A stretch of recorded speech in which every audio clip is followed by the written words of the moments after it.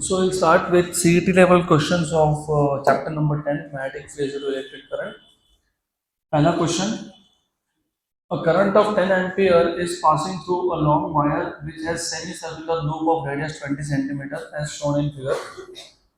Magnetic field produced at the center of loop is. इस same type का question आपको state board में था, अगर याद होगा तब मैंने आपको बताया भी था कि इस टाइप के क्वेश्चन सीईटी में आते हैं। तो हमने इस टाइप का क्वेश्चन ऑलरेडी सॉल्व किया है, तो I expect that you know. चलो देखते हैं।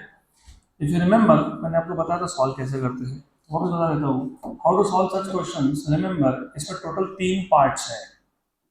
There are 3 parts, 2 parts are straight, part number 1 and part number 3 ये स्ट्रेट है और पार्ट नंबर 2 ये सेमी सर्कुलर है। तो टोटल फील्ड आपको फाइंड करना है पी पॉइंट पे। पी पॉइंट पे जो टोटल फील्ड होगा वो होगा due to part 1 plus due to part 2 plus due to part 3। अब प्लस की माइनस वो देखना पड़ेगा आपको direction of current, direction of magnetic field से। उससे भी पहले एक काम करो, इफ यू रिमेंबर पार्ट 1 और पार्ट 3, पार्ट 1 और पार्ट 3, पार्ट 1 और पार्ट 3 इसका मैग्नेटिक फील्ड हम लोग फाइंड करते हैं using Biot-Savart law. Which law? Biot-Savart law. तो याद रखना, पार्ट 1 और पार्ट 3, पार्ट 1 और पार्ट 3, ये पार्ट 1 है जिसमें 10 एम्पीयर करंट है, पार्ट 3 इसमें भी 10 एम्पीयर करंट है। मैंने आपको ये बताया था कि पार्ट 1 और पार्ट 3 मैग्नेटिक फील्ड फाइंड करने के लिए यू यूज बायोट-सावर्ट लॉ, और बायोट-सावर्ट लॉ होता है, अगर याद होगा तो dB equals to u0/4 pi I dl sine theta by distance का square, where this theta is the angle between the line joining the center of element to the point and the element। मतलब element के centre से जिस point पे field find करना है वहां तक लाइन ड्रॉ करते हो, इस लाइन ने एलिमेंट के साथ कितना एंगल बनाया वो होता है थीटा।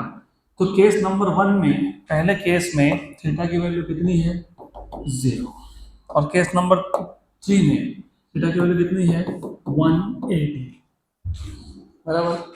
और मैंने आपको एक ट्रिक बताया था कि जब करंट के डायरेक्शन में आगे या करंट के डायरेक्शन में पीछे पॉइंट हो, इन लाइन हो, करंट के डायरेक्शन में ही पॉइंट हो आगे या पीछे, तो फील्ड कितना होता है 0। तो पार्ट 1 और पार्ट 3 का फील्ड हो जाएगा 0 क्योंकि एंगल 0 है। तो बचेगा क्या, सिर्फ फील्ड ऑफ पार्ट 2। तो magnetic field total will be B1 plus B2 plus B3, लेकिन B1 और B3 तो 0 है सॉरी। तो B1 plus B2 plus B3 में से B2 बचा, और B2 क्या है, सेमी सर्कल है। आर्क का केस अगर याद होगा, याद है कि आर्क का case u0/4 pi I theta by radius, ऐसा होता है ना। सेमी सर्कल के केस में, सेमी सर्कल के केस में वैसे करंट 10 एम्पियर है, थीटा कितना होता है पाई, कितना होता है पाई, और रेडियस कितना दिया हुआ है 20 सेंटीमीटर, तो 20 × 10⁻⁻2 metre. Good good good good good good good good good, हो गया। व्हाट इज μ0/4 पाई की वैल्यू 10⁻⁻7, ठीक है, गुड। 10⁻⁻7 इंटू ये 1/2 है, 1/2, व्हाट इज 1/2 0.5, और ये 10⁻⁻2 है, नीचे 10⁻⁻2 है, तो कितना बचा 10⁻⁵, 10⁻⁵, वेरी गुड। तो 10⁻⁵ इंटू 0.5 पाई, 0.5 पाई को मैं 5 पाई इंटू 10⁻⁻1 लिख सकता हूँ क्या, लिख सकता हूँ ना ऐसा। तो 10⁻⁵ और -1 कितना हो गया -6, तो 5 पाई इंटू 10⁻⁻6 टेस्ला, मतलब 5 पाई माइक्रो टेस्ला। तो 5 pi micro tesla, option number B.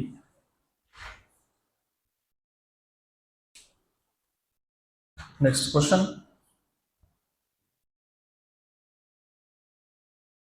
अगला क्वेश्चन। अब ये जो क्वेश्चन है ये नीट और जेडब्ल्यू का भी पीवाईक्यू है, सिंपल क्वेश्चन है। पहले मैं तुमको पूरा क्वेश्चन समझा के उसका फॉर्मूला बना के देता हूँ, लेकिन अगली बार से ऐसे टाइप के क्वेश्चन को डायरेक्टली फॉर्मूला से सॉल्व कर लेना। टू कॉन्सेंट्रिक, कॉन्सेंट्रिक मतलब जिनका सेंटर सेम हो, two concentric coils each of radius equal to 2 pi centimetre are placed at right angles to each other. तो दो कॉइल है, दोनों का सेंटर सेम है, रेडियस सेम है, लेकिन दोनों एक दूसरे को राइट एंगल्स पे मतलब परपेंडिकुलर है। क्या है? परपेंडिकुलर है। 3 ampere and 4 ampere are the currents flowing in each coil respectively. The magnetic induction in Weber per meter square at the center of the coils is. तो पहले क्वेश्चन समझ लेते हैं। ऐसा है, आपके पास दो कॉइल्स हैं, यू हैव टू कॉइल्स, एक कॉइल ये है, दूसरा कॉइल ये है, दोनों का सेंटर सेम है लेकिन दोनों एक दूसरे को परपेंडिकुलर है। तो जो एक कॉइल है it is perpendicular to the plane of board, अंदर जा रहा है, और दूसरा coil in the plane of board है। एक कॉइल में जो करंट है वो I1 है 3 एम्पियर, दूसरा जो करंट है वो I2 है 4 एम्पियर। ये दोनों का कॉमन सेंटर है। कॉमन सेंटर पे आपको फाइंड करना है मैग्नेटिक फील्ड। फॉर्मूला तो ठीक है, लेकिन पहले ये बताओ what is the direction of the magnetic field. कैसे फाइंड करते हो? Which rule? Right hand thumb rule. Right hand thumb rule के हिसाब से आपको आपका थंब आउटस्ट्रेच करना चाहिए और फिंगर्स कर्ल्ड। अगर थंब डायरेक्शन ऑफ करंट है तो fingers are direction of magnetic field, और उल्टा भी ट्रू है। अगर fingers they are pointing in the direction of current, thumb is magnetic field. तो पहला केस, ये जो पहला रिंग है उसका, कॉइल है उसका, फिंगर्स को कर्ल कर लिया, fingers are direction of current, thumb is magnetic field going inside, going inside, inside याद रखना, राइट। और ये जो दूसरा है, दूसरा कॉइल, दूसरे कॉइल में करंट ऐसा है ना, ऐसा, fingers are along current, thumb is magnetic field. तो थंब कहाँ पॉइंट कर रहा है? नीचे। तो जो सेकंड कॉइल है, सेकंड कॉइल, उसका मैग्नेटिक फील्ड डाउनवर्ड्स है B2, और जो फर्स्ट कॉइल था उसका इनसाइड है, इनसाइड B1। मतलब B1 और B2 कैसे है?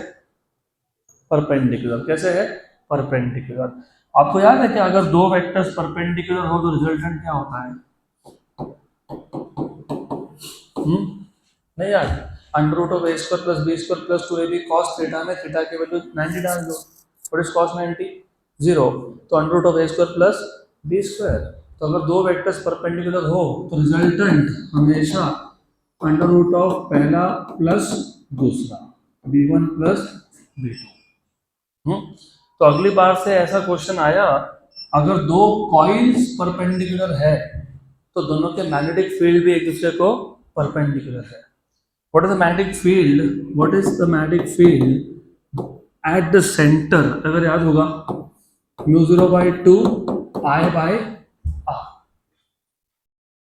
Magnetic field at the center of the current carrying coil is μ0/2 I/R। पहले का फील्ड है तो I1 और R1, लेकिन R1 R2 सेम है। B2 भी क्या आएगा? μ0/2 I2/R। ये दोनों यहाँ सब्स्टिट्यूट करोगे तो from 1 to 3, therefore from equation number 1 to 3, from equation number 1, 2 and 3 you will have b equal to under root of इसका स्क्वायर μ0 I1/2 R का स्क्वायर प्लस B2 का स्क्वायर μ0/2 R I2 का square, μ0/2 R square और उसका root, तो μ0/2 R root of I1 square plus I2 square. अगली बार से सीधा यहाँ से स्टार्ट करना, यहाँ से। अगर दो सर्कुलर कॉइल जिनका रेडियस सेम है, वो एक दूसरे को परपेंडिकुलर है, उसके सेंटर पे मैग्नेटिक फील्ड पूछा होगा तो μ0/2 R under root of I1 square plus I2 square. μ0 की वैल्यू कितनी होती है? 4 × 10⁻⁴ -7, 2 इंटू रेडियस, रेडियस कितना बोला है 2 पाई, लेकिन 2 पाई क्या सेंटीमीटर, तो 2 pi into 10⁻⁻2 metre. Current in one is 3, other is 4, 3 square plus 4 square मतलब 5 स्क्वायर, मतलब 5 स्क्वायर का रूट इज 5। ये 4 पाई, ये 4 पाई कैंसल, ये 10⁻⁻7 होने की 10⁻⁻2 मतलब कितना 10⁻⁻5, तो 5, ये 5 हो गया और 10⁻⁻5 हो गया, तो 5 इंटू 10⁻⁻5 टेस्ला, 5 इंटू 10⁻⁻5 tesla, option C. Next question, अच्छा क्वेश्चन है ये भी, good. Two long parallel conductors, two long parallel conductors carry current in opposite direction. One conductor carry current of 10 ampere, एक में 10 एम्पियर करंट है, and the distance between the two wires is 10 centimetre, तो D की value 10 centimetre है। Current is adjusted so that the magnetic field eight P is zero. इस P point पे magnetic field zero होने के लिए हमने करंट को एडजस्ट किया। किसको एडजस्ट करोगे, जिसकी वैल्यू नहीं पता उसको एडजस्ट करोगे, मतलब आई को एडजस्ट किया। P is at a distance of 5 centimeter to the right of 10 ampere current. What मतलब वैल्यू ऑफ I is, आपको I की वैल्यू पूछ ली है। अब थोड़ा सा क्वेश्चन समझ लेते हैं, इजी क्वेश्चन है, इट्स वेरी इजी। हमारे पास है दो wires, we have two wires, this is one wire and then you have another wire. इन दोनों वायर में जो डिस्टेंस है दैट इज 10 सेंटीमीटर, 10 सेंटीमीटर का डिस्टेंस है इन दोनों में, उसको डी बोल दिया। इसमें करंट है डाउनवर्ड्स आई, इसमें करंट है अपवर्ड्स 10 एम्पियर। 10 एम्पियर करंट के राइट साइड में 5 सेंटीमीटर डिस्टेंस पे, 5 सेंटीमीटर डिस्टेंस पे एक पॉइंट है P, इसका डिस्टेंस मैं R बोल देता हूँ। इस P पॉइंट पे मैग्नेटिक फील्ड की वैल्यू जीरो होने के लिए I करंट की वैल्यू कितनी होनी चाहिए, दैट इज अ क्वेश्चन। अब आपको पहले तो ये समझ में आना चाहिए कि ये जो P पॉइंट है ये पहले के मैग्नेटिक फील्ड में है और दूसरे के मैग्नेटिक फील्ड में है, बराबर। तो P पॉइंट पे कौन कौन फील्ड जनरेट कर रहा है, first wire and second wire. तो P पॉइंट पे पहले का और दूसरे का मैग्नेटिक फील्ड का वैल्यू सेम होना चाहिए, लेकिन डायरेक्शन अपोजिट होना चाहिए कैंसल करने के लिए। तो होता है क्या, देखो सबसे पहले ये जो वायर नंबर 2 है इसको वायर 2 बोल देता हूँ, और ये जो वायर नंबर 1 है, वायर 2 में करंट जा रहा है नीचे से ऊपर, तो direction is given by right hand thumb rule. तो thumb is in the direction of current, outstretched, fingers are curled, fingers अंदर की तरफ पॉइंट कर रहे हैं, तो सेकेंड वायर का फील्ड इज इनवर्ड्स। तो उसको कैंसिल करने के लिए फर्स्ट वायर का क्या होना चाहिए, आउटवर्ड्स, इसलिए डायरेक्शन मैंने क्या किया, उल्टा।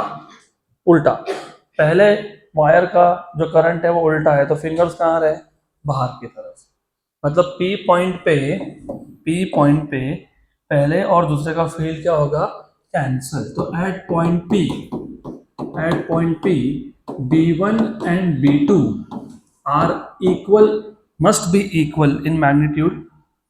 B1 and B2 must be equal in magnitude, but opposite in direction.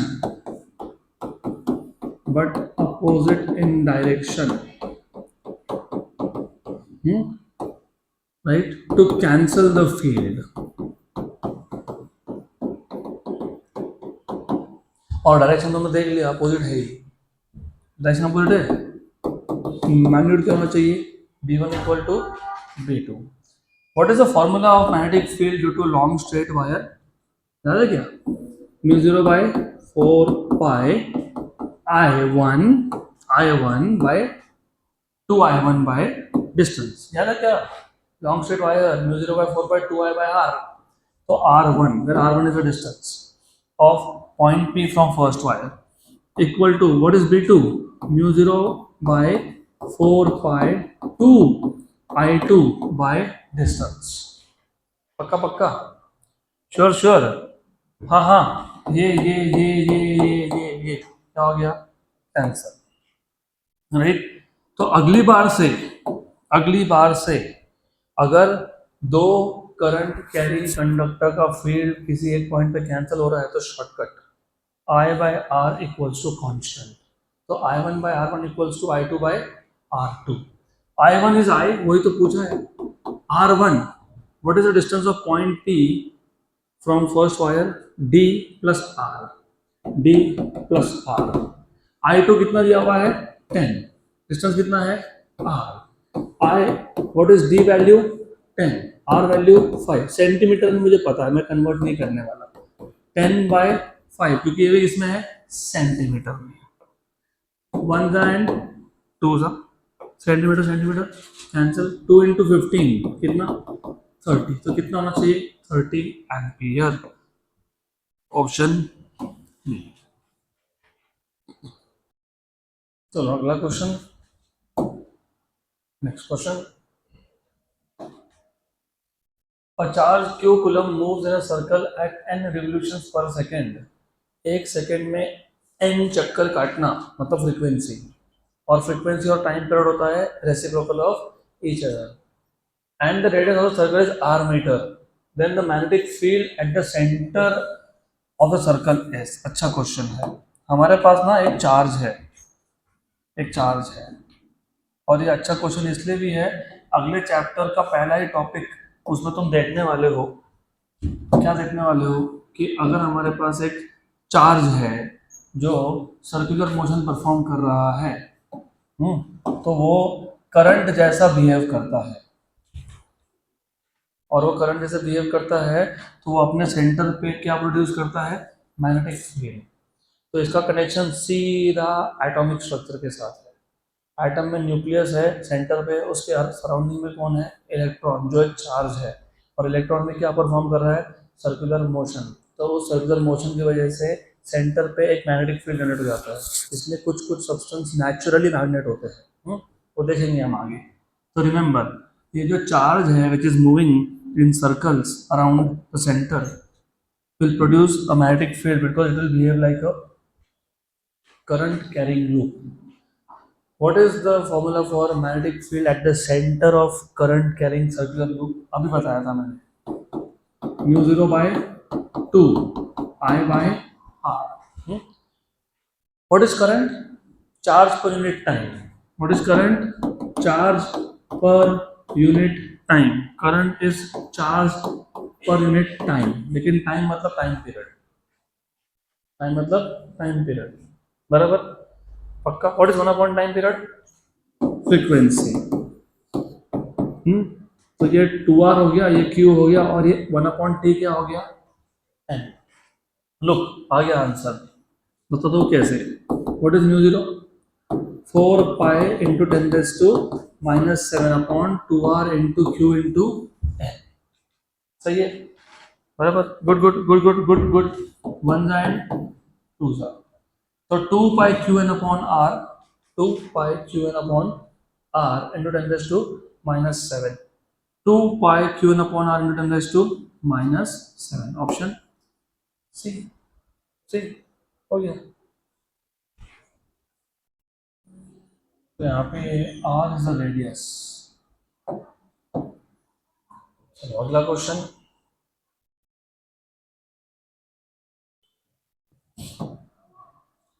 A circular coil of 5 tons and 10 centimeter mean diameter is connected to a voltage source.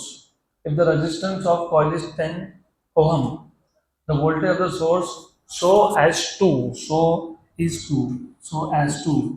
एक ही बात है, so as to nullify the horizontal component of Earth's magnetic field of 30 ampere turn per meter at the center of the coil should be। थोड़ा सा question wrongly framed है, थोड़ा सा question गलत तरीके से फ्रेम्ड है, लेकिन देखते हैं क्या बोलने की कोशिश है। एक सर्कुलर कॉइल है जिसमें 5 टर्न्स है, उसका डायमीटर दिया है 10 सेंटीमीटर, मतलब रेडियस मिल जाएगा 5 centimetre. Right, is connected to a voltage source. तुमने इसमें वोल्टेज सोर्स से कनेक्ट कर दिया। If the resistance of the coil is, वो जो सर्कुलर कॉइल है उसका रेजिस्टेंस है कितना है? 10 ओम। वोल्टेज सोर्स कितना कनेक्ट करना चाहिए? so as to nullify the horizontal component of Earth's magnetic field. Earth magnetic field के हॉरिजॉन्टल कंपोनेंट को नलीफाई करना मतलब कैंसल करना ऑफ 30 एम्पियर टर्न पर मीटर. ये थोड़ा सा eight the centre of the coil should be. तो एज आई टोल्ड यू थोड़ा सा क्वेश्चन गलत तरीके से फ्रेम्ड है. ठीक है, अभी जो भी है सॉल्व तो करना पड़ेगा. अच्छा, पहले एक बात बताओ, what is the magnetic field at the centre of of a circular loop? Mu 0/2 I by R. सही बात है, म्यू 0/2 आई बाय आर. अब जब इन्होंने बोला हो magnetic field for 1 ampere turn पर मीटर, तो ये पता होना चाहिए magnetic field of 1 ampere turn पर मीटर. ऐसा जब लिखा होता है ना, इसका मतलब होता है मैग्नेटिक फील्ड की वैल्यू है 4 pi × 10⁻⁷. ये उसका मतलब होता है. अब ऐसा क्यों होता है? What is the formula of magnetic field? Mu 0/4 pi 2 I by R, long straight wire का, और mu 0/2 I by R. Right? पक्का पक्का, श्योर श्योर, 100%. 1 एम्पियर टर्न पर मीटर, 1 एम्पियर टर्न पर मीटर मतलब बेसिकली तुमको इसकी वैल्यू बताई है वो I/2R. तो बचा क्या? म्यू 0. तो म्यू 0 की वैल्यू कितनी होती है? 4 pi × 10⁻⁷. तो हर एक टर्न के लिए, हर एक टर्न के लिए इतना मैग्नेटिक फील्ड है. बराबर? तो 5 टर्न के लिए कितना हो गया? 5 into दिस नंबर. बराबर?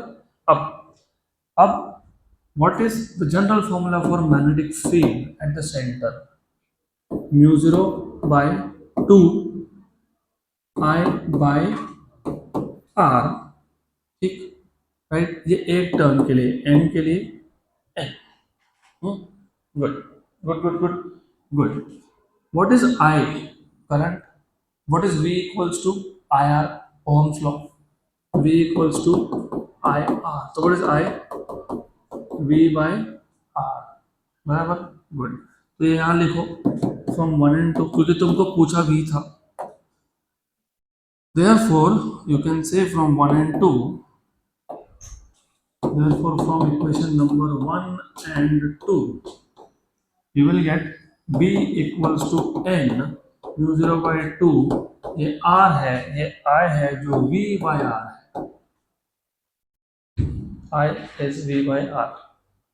गुड. तो वैल्यू सब्स्टिट्यूट करो और V फाइंड करो. Done. What is the magnetic field? Magnetic field 4 pi × 10⁻⁷. Number of turns कितने हैं? 5. म्यू 0 की वैल्यू 4 pi × 10⁻⁷.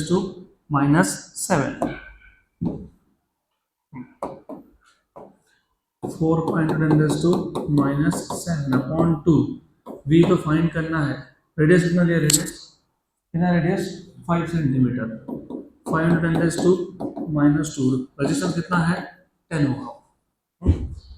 10 या 10 और ये 10⁻², और ये 10⁻⁻2 कैंसिल हो गया.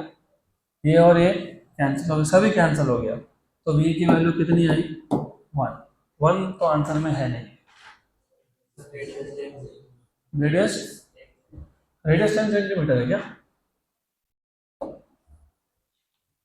रेडियस 10 सेंटीमीटर है, डायामीटर 10 सेंटीमीटर. बराबर? तो कहाँ गड़बड़ है? देखो, मैंने इससे पहले बोला, गलती थोड़ा सा be careful, be very careful. यहाँ पे लिखा भी है मैंने 4 × 10⁻⁷. ये 1 एम्पियर टर्न के लिए है. हमारे पास 30 एम्पियर टर्न बोला हुआ है. 30 एम्पियर टर्न. 30 एम्पियर टर्न, तो इसको किससे मल्टीप्लाई करेंगे? 30 से। तो रिमेंबर इसको तुम 30 से मल्टीप्लाई करोगे तब जाके आंसर आएगा ना। You have to multiply this by 30। ये 1 एम्पियर टर्न का था, तो 30 के लिए कितना होगा 30। वेरी गुड, अब हो गया 6 आएगा आंसर, क्योंकि ये कैंसिल, ये नीचे का तो पूरा ही कैंसिल हो गया, ये 5 1 और ये 6 था, तो कितना आ गया 6 वोल्ट। कितना आ गया 6 वोल्ट। और डायरेक्शन, मैग्नेटिक फील्ड सेंटर पे कभी भी कॉइल को क्या होता है नॉर्मल, अभी तो देखा था, तो normal option number a normal खत्म।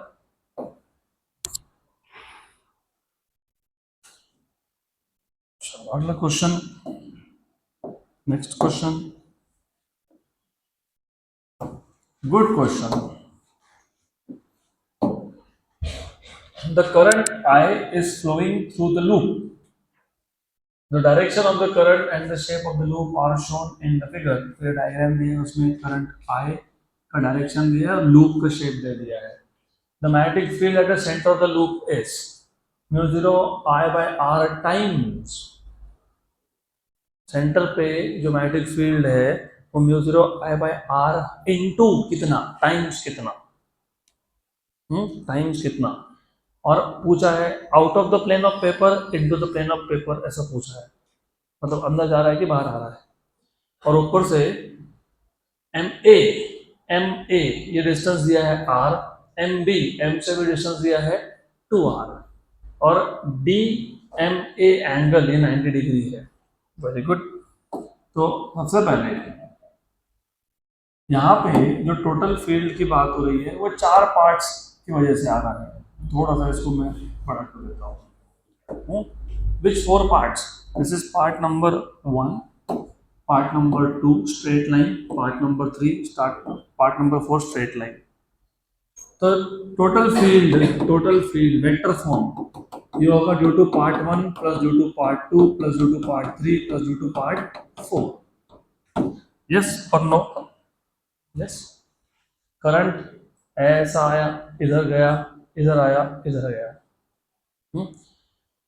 पक्का इसमें से पार्ट 2 और पार्ट 4 का मैग्नेटिक फील्ड होगा 0।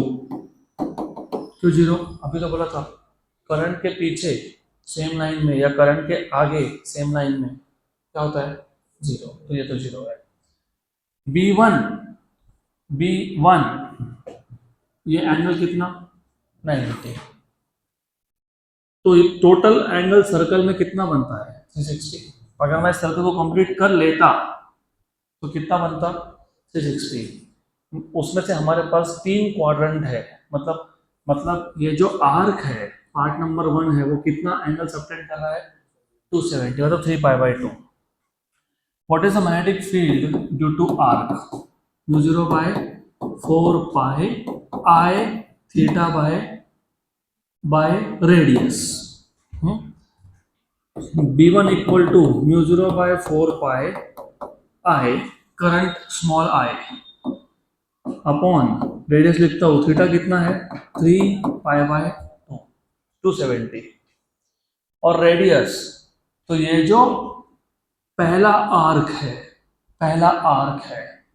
उसका रेडियस कितना है ma, मतलब क्या है कैपिटल R है, इसलिए क्वेश्चन पढ़ना ढंग से जरूरी है। तो ये और ये हो गया कैंसल, तो कितना आ गया B1 कितना आ गया B1 कितना आ गया 3/8 mu 0 I by R, 3/8 mu 0 I by R। ये पार्ट 1 का है। डायरेक्शन में देखना पड़ेगा, डायरेक्शन का इनसाइड, तो डायरेक्शन के साथ लिखोगे तो इनसाइड मतलब कौन सा क्रॉस फील्ड, ठीक। Very good. What about the remaining part? यहाँ पे भी क्या हो रहा है, अरे राइट हैंड ये कर्व है, ये थंब मतलब सेंटर कर्व के ऊपर है, तो थंब कहाँ जा रहा है अंदर, कहाँ जा रहा है अंदर, तो ये भी क्या है इनसाइड है, इसका भी इनसाइड है। तो इसका भी जो आएगा इनसाइड आएगा, लेकिन B2 कैसे फाइंड करोगे, फिर वही स्टोरी है, सेम स्टोरी रिपीट हो रहा है, mu 0 by 4 pi I theta by radius. तो mu 0 by 4 pi I, radius 2r है, क्योंकि सेकेंड का ये जो थर्ड पार्ट है, सेकेंड का तो 0 हो गया, जो थर्ड पार्ट है, थर्ड पार्ट उसका रेडियस कितना है, एम बी है, वो कितना है 2r, तो 2r, और एंगल कितना है, ये कितना एंगल है 90, मतलब कितना pi by 2, pi by 2 cancel और कैंसिल, सही है, गुड। और ये भी इनसाइड वाला फील्ड है, क्रॉस फील्ड है, क्रॉस क्रॉस, तो B3 इक्वल टू कितना हो गया 1/2 mu 0 I bye 8r। B1 था 3/8 म्यू 0 आई बाय 8r, ये ऐसा लिखा मैंने, और ये भी क्या है, क्रॉस फील्ड है, तो दोनों का डायरेक्शन क्या है, सेम है। अगर डायरेक्शन सेम हो तो नेट फील्ड का क्या होता है, डायरेक्टली एडिशन। तो पहला फील्ड था 3 म्यू 0 आई बाय 8r, दूसरा है 1/2 म्यू 0 आई बाय 8r।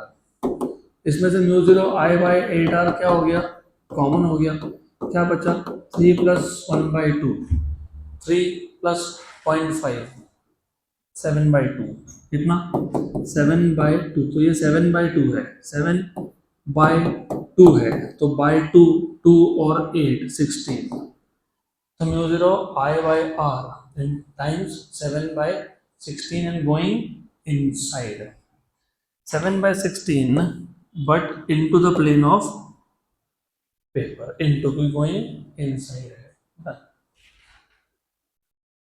चलो अगला question, next question. The figure shows the cross section of a long cylindrical conductor of radius a carrying a uniformly distributed current I. The magnetic field due to current at P is, देखो सबसे पहले इसका मैं तुमको standard formula दे देता हूँ, इसको integrate करके सॉल्व करना पड़ता है, डू नॉट डू इट, मैं तुमको बता देता हूँ स्टेप्स, आइडिया क्या है पहले वो समझ लो। तो आइडिया इज दिस कि आपके पास ना एक करंट कैरिंग कंडक्टर है, conductor, figure shows the cross section of a long cylindrical conductor, cylinder, ये ऐसा वायर है, सिलेंडर सिलेंड्रिकल, तुम उसको ऐसा देख रहे हो, ऐसा दिखेगा ना, वैसा ही है, बराबर, गुड। इसका रेडियस कितना दिया हुआ है, रेडियस दिया हुआ है ए। जब इसमें से करंट पास होगा तो करंट पूरा का पूरा बाहर की तरफ आएगा। नॉर्मली क्या है, नॉर्मली तुम वायर को ऐसा थिन मानते हो, थिन होता है नहीं, वायर को तुम देखते मानते हो ऐसा, वो होता है ऐसा। तो जब करंट आ रहा है ना, तो करंट सरफेस से लेके अंदर तक सबसे ऐसा बाहर आ रहा है, ऐसा बाहर की तरफ, तो करंट इज कमिंग आउट। तो सेंटर से सरकमफेरेंस तक, बाउंड्री तक करंट इज यूनिफॉर्मली डिस्ट्रीब्यूटेड, बराबर, ऐसा क्वेश्चन में बोला है। और आपको बोला है what is the magnetic field at a distance r inside the wire. अगर आउटसाइड पूछा होता तो काम आसान था, क्यों बताता हूँ, पूछा होता तो। अच्छा एक बात बताओ, do you remember Ampere's law? Ampere's law याद है क्या? What is Ampere's law? Integration b1 dot dl bar equals to mu 0 current enclosed, हाँ कि ना, यस और नो, पक्का पक्का श्योर, गुड। अगर मैं वायर के बाहर मैग्नेटिक फील्ड फाइंड कर रहा हूँ तो वायर में जितना भी करंट है वो पूरा का पूरा एनक्लोज हुआ कि नहीं हुआ, हुआ, राइट, बराबर। और ये लॉन्ग शेड वायर है कि नहीं है, what is the magnetic field of long shed wire, mu 0 by 4 pi 2 I by r. तो ये सॉल्व करके आउटसाइड के लिए, क्योंकि पूरा करंट एनक्लोज हो गया, तो क्या मिलता है म्यू 0/4π2I/r, वो आउटसाइड के लिए होता है। बराबर। बट इनसाइड के लिए क्या होता है, इनसाइड के लिए फाइंड करना पड़ेगा इंटीग्रेट करके इनसाइड के लिए।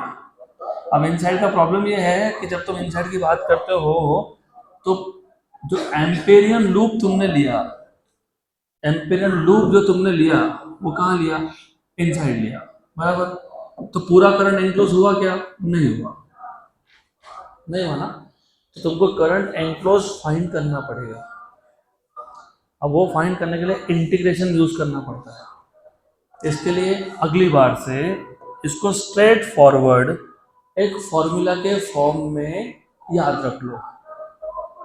अननेसेसरी टाइम वेस्ट नहीं करना हमको। फॉर्मूला स्ट्रेट फॉरवर्ड है तो उसको स्ट्रेट फॉरवर्ड याद रखो। याद रखना be inside a wire is, हमेशा याद रखना μ0I upon 2π, μ0I upon 2π, μ0I upon 2π ये रहेगा। देखो μ0I upon 2π, μ0I upon 2π, μ0I upon 2π। Always remember this, always. R is the distance measured from the center of wire upon radius का square. यहाँ पे radius कौन है, तो upon a square, μ0I upon 2π। R is the distance at which you are measuring the magnetic field upon radius का square. यहाँ पे radius कौन है, a। बताओ ऑप्शन क्या है, ऑप्शन ए, और होना भी चाहिए ऑप्शन ए दिया है। पक्का। What is outside, μ0/4π 2I by radius, radius में distance r, small r। Done, good. कुछ करने की जरूरत नहीं, लिखना नहीं है हमको, वो फॉर्मूला के फॉर्म में याद रखना होता है वो। Which of the following graphs represent variation of magnetic field B, अभी ये इंपॉर्टेंट है, with distance r for a straight long wire carrying current। Which of the following, इन चारों में से कौन सा ग्राफ मैग्नेटिक फील्ड का वेरिएशन रिप्रेजेंट करता है for a long straight wire. इसके लिए मैंने पिछले वाले क्वेश्चन में 3-4 और पूछा आपसे, वापस पूछता हूँ। What is the magnetic field due to a long straight wire outside the wire, μ0/4π 2I/r। पक्का। μ0/4π 2I कांस्टेंट है, तो b is inversely proportional to r। Distance बढ़ेगा तो फील्ड कम होगा। कहाँ दिख रहा है, पहली बात, पहले में डिस्टेंस बढ़ रहा है, डिस्टेंस बढ़ रहा है, डिस्टेंस बढ़ रहा है, फील्ड कम हो रहा है, वो तो ठीक है, लेकिन लीनियर आता है क्या वो ग्राफ, नहीं। तो डिस्टेंस बढ़ रहा है, फील्ड कम हो रहा है, कौन सा आंसर है, डी। ये तो नहीं आ सकता ना, यहाँ पे डिस्टेंस बढ़ने का फील्ड भी बढ़ रहा है, बढ़ेगा क्या, नहीं, क्या होगा, ऑप्शन डी। गुड। अब magnetic field at the centre, सबका ध्यान यहाँ पे, मैं तुमको पूरा सॉल्यूशन पहले बना के करके देता हूँ, फिर ट्रिक बताता हूँ। Magnetic field at the centre of a circular coil of radius r due to current I flowing through it is B। Circular coil में जिसका रेडियस r था, करंट I था, उसके सेंटर पे फील्ड कितना है, B। The magnetic field at a point along the axis, अभी point centre पे है क्या, नहीं, कहाँ पे है, एक्सिस पे, at a distance r from the centre is। तो मैं तुमको पहले क्वेश्चन समझा देता हूँ और मैं तुमको शॉर्टकट फॉर्मूला बना के दूंगा, उसको एज अ ट्रिक याद रखना। और एक फॉर्मूला यहाँ पे जो मैं बना के दे रहा हूँ, मतलब तुम्हारे 4-5 टाइप के क्वेश्चन सॉल्व होते हैं उससे। तो मान लो ये हमारे पास एक लूप है, करंट कैरिंग सर्कुलर लूप में हमने मैग्नेटिक फील्ड का जो फॉर्मूला डिराइव किया है वो 2 अलग-अलग पॉइंट पे डिराइव किया है। एक ही फॉर्मूला, एक होता है सेंटर पे और एक है एक्सिस पे। और याद रखना, centre itself is a point on the axis. Axis पे ही सेंटर लाई करता है ना, हाँ कि ना। तो फॉर्मूला एक्चुअली एक ही होता है, बट एनीवेज ठीक है, तुमको 2 फॉर्मूला दिए तो 2 formula. What is the magnetic field at the centre, μ0/2π I/r। what is the magnetic field along the axis? Centre को मैं मान लेता हूँ, रेडियस को मैं मान लेता हूँ r, तो ये हो गया μ0/2 करंट बाय r। ठीक, what is the formula of magnetic field at some point P along the axis at a distance x?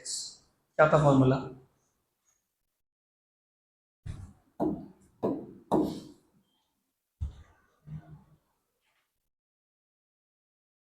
Formula क्या था?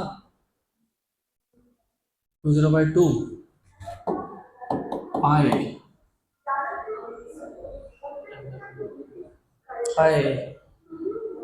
r square upon r square plus x square raise to 3/2। मैंने तुमको बोला था, मैं जानबूझ के नोटेशन चेंज करता हूँ। जब मैंने डिराइव करके दिया था तो मैंने इसको a लिखा था, स्मॉल a रेडियस को, तो बना था I a square upon a square plus x square raise to 3/2। और वेरीफाई कैसे करते हैं वो भी समझ लो। चलो ठीक है, नहीं याद, तुम सब कुछ याद रख भी नहीं सकते, प्रैक्टिकली सोचो, सब कुछ नहीं याद होता हमसे। मैंने इसलिए बोला सेंटर खुद एक्सिस पे एक पॉइंट है, सेंटर एक्सिस पे ऐसा पॉइंट है जिसके लिए x इक्वल टू क्या है? 0 है, क्योंकि ये पॉइंट को यहाँ लाऊंगा तो x की वैल्यू क्या करनी पड़ेगी? 0। अगर मैं x की वैल्यू 0 करता हूँ तो मुझे वापस वो फॉर्मूला मिलना चाहिए, हाँ कि ना? r square raise to 3/2 2 cancel, तो नीचे क्या बचा? r क्यूब, ऊपर क्या है? r स्क्वायर, एक r स्क्वायर और r क्यूब का स्क्वायर कैंसिल हो गया, तो नीचे क्या आया? r, तो वापस से वो फॉर्मूला बन गया क्या? हाँ, तो करेक्ट है, दोनों करेक्ट है। अब नाउ एक काम करना, तुमको बहुत बार ऐसा बोलेंगे कि सेंटर पे इतना फील्ड, एक्सिस पे कितना फील्ड, मतलब सेंटर पे फील्ड की वैल्यू दी होगी और एक्सिस पे किसी पॉइंट पे पूछी होगी। तो बहुत बार ऐसा आता है। तो एक काम करेंगे, एक जनरल फॉर्मूला बना लेते हैं। मैं एक काम करता हूँ, मैं इन दोनों को डिवाइड ही कर लेता हूँ, इन दोनों को डिवाइड कर लिया, एक्सिस पे फील्ड और सेंटर पे फील्ड, इनको डिवाइड कर लिया मैंने, ऐसा कर लेता हूँ डिवाइड। जब मैं डिवाइड करूंगा तो μ0I/2 क्या हो जाएगा? कैंसल, तो क्या बचा? 1/r, और इधर क्या बचा? r square upon r square plus x square raise to 3/2। Yes और नो? यस। डिनोमिनेटर का डिनोमिनेटर कहाँ जाएगा? ऊपर, और ये नीचे आके क्या बन जाएगा? r क्यूब, बराबर। तो at centre upon at axis ये ऊपर गया, तो r square plus x square raise to 3/2, और ये नीचे r क्यूब हो गया। अब ये जो क्यूब है दोनों में कॉमन रख दो, तो क्या बचा? r square plus x square, इसका रेज टू हाफ, और नीचे r, इसका कॉमन क्यूब। अब इस r को रेज टू हाफ मतलब रूट के अंदर लेके जाना है। कैसे लेके जाएंगे? स्क्वायर करके, तो r square plus x square upon r square raise to half, और ये 3 था ना, 3 था, raise to 3, right. r square by r square कितना? 1, कितना?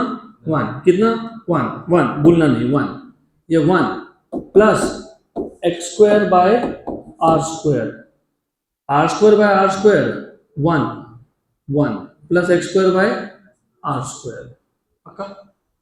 Sure, right, good.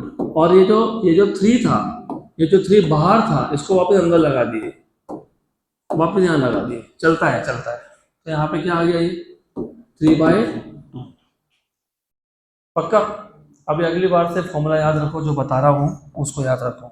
तो नेक्स्ट टाइम से जब ऐसा क्वेश्चन आए, सेंटर पे इतना, एक्सिस पे कितना, तो centre upon axis is 1 plus x by r का स्क्वायर रेज टू 3/2, डायरेक्ट।